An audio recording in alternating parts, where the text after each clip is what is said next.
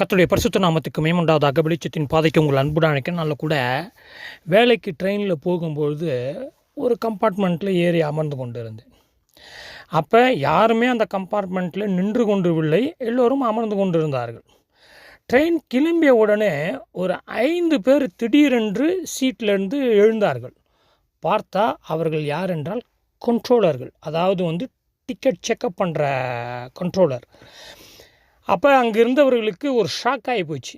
என்னடா இது, நாம் இருக்கிற வண்ணமாகவே பயணிகளைப் போலவே இவர்கள் அமர்ந்து கொண்டு ட்ரெயின் கிளம்பின உடனே திடீரென்று எழுந்து நின்று டிக்கெட் செக்கர் என்று சொல்லுகிறார்களே, கண்ட்ரோலர் என்று சொல்லுகிறார்களே என்று பயந்து போனார்கள்.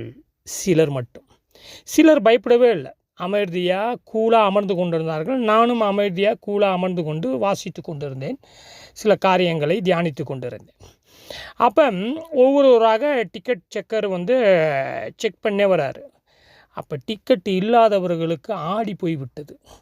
காரணம் என்னவென்றால், சில வேளைகளில் இந்த டிக்கெட் செக்கருங்க பல டெக்னிக்கலுக்கு கையாளுவார்கள். இந்த மாதிரி, அதாவது பயணிகள் போலவே அமர்ந்து கொண்டிருப்பார்கள்.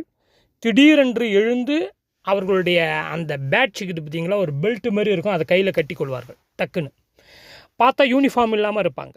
ஏன்னா யூனிஃபார்ம் இருந்தால் கண்டுபிடித்து இந்த டிக்கெட் இல்லாமல் வருகிறவர்கள் ஓடி விடுவார்கள் என்பதனால் இப்படி ஒரு டெக்னிக்கை ஃபாலோ பண்ணுவது உண்டு.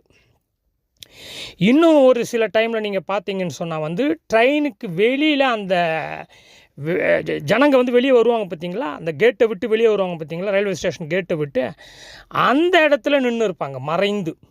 அப்போ இறங்கி வர்றவங்க எல்லாம் கிடுகிடுன்னு இறங்கி வருவாங்க. அப்போ கீழ்ப்பக்கம் பார்த்தா அப்படியே சர்ப்ரைஸாக நின்று கொண்டு இருப்பார்கள்.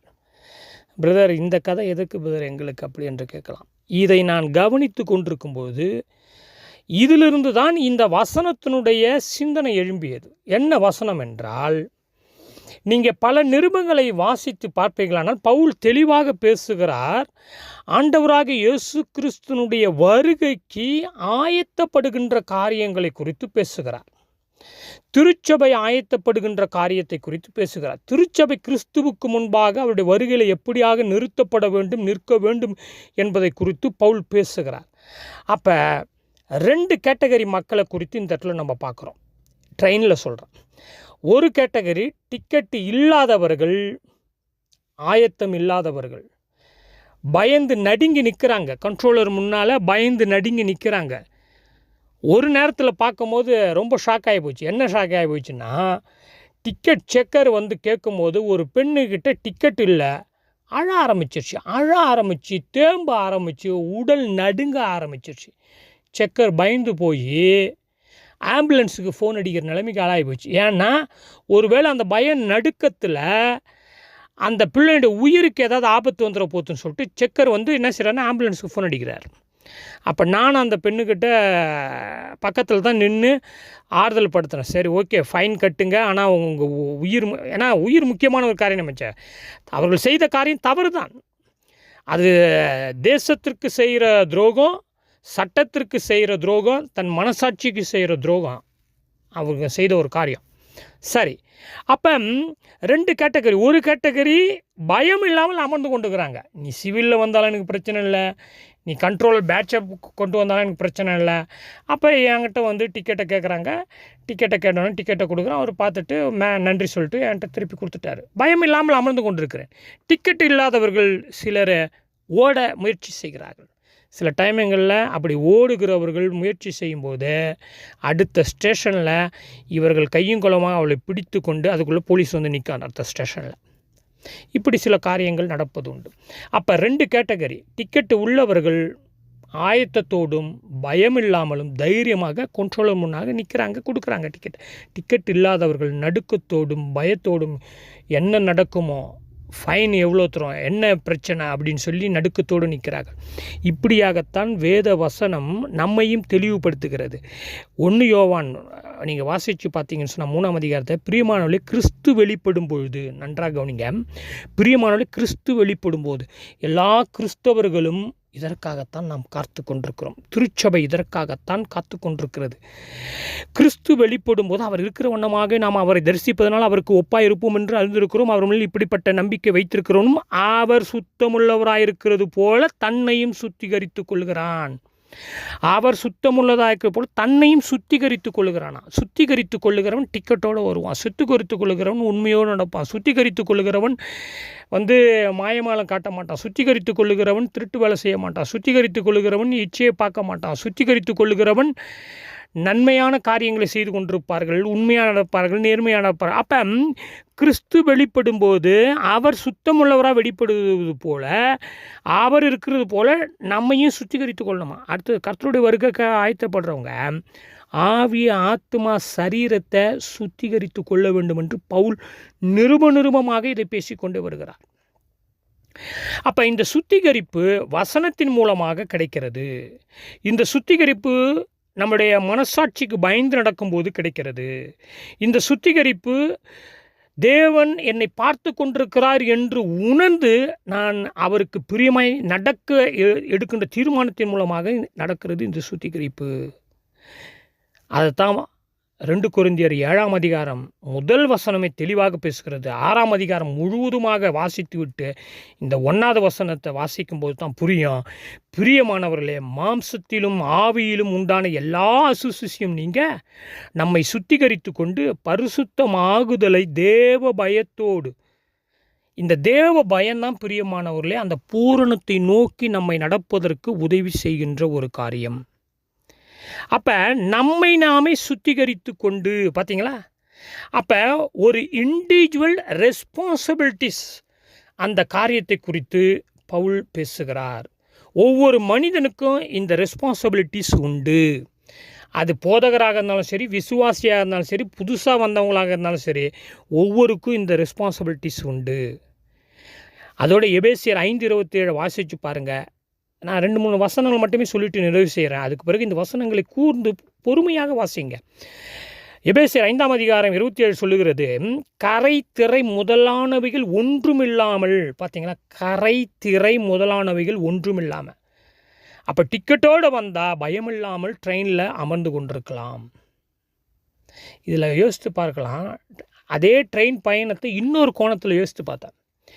ஒவ்வொருவரும் தான் இறங்க வேண்டிய இடத்தை நோக்கி அந்த ட்ரெயினில் ஏறி அமர்கிறார்கள்.